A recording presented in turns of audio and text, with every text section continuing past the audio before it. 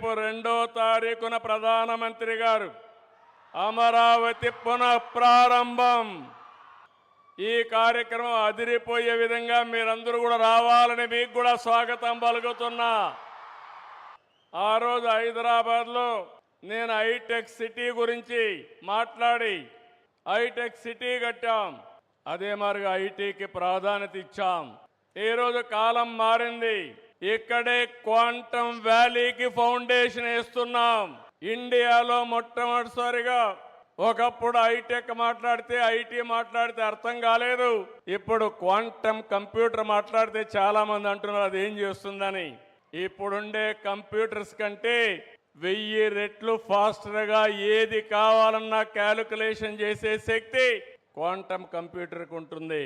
ఇంకో పక్కన ఇక్కడ పిల్లలు ఉన్నారు, వీటిలో మీరున్నారు. ఆల్గరిథమ్స్ రాసే బాధ్యత మీదే, ఏఐ రాసే బాధ్యత మీదే. ఒకప్పుడు ఐటీ అంటే తెలియని వాళ్ళు ఐటీ నేర్చుకుని ప్రోడక్ట్స్ తయారు చేశారు. ఈ రోజు మీరందరూ కూడా నేను ఒకే పిలిపించాను. ప్రతి ఒక్క ఇంటికి ఒక ఏఐ యూస్ కేస్ అన్న తయారు చేయాలి, లేకపోతే ఏఐనా వాడాలని. ప్రతి ఒక్క ఇంటిలో ఒక ఆంట్రప్రెన్యూర్ తయారు కావాలి. ఒకప్పుడు మీరందరూ ఉద్యోగాలు అడిగేవాళ్ళు. నేను మొట్టమొదటిసారిగా ఎమ్మెల్యే అయినప్పుడు చూశాను. అవసరమైతే ఇంట్లో ఉండే 2 ఎకరాలు అమ్మి లంచం ఇచ్చి ఒక అటెండర్ పోస్ట్ అడిగేవాళ్ళు.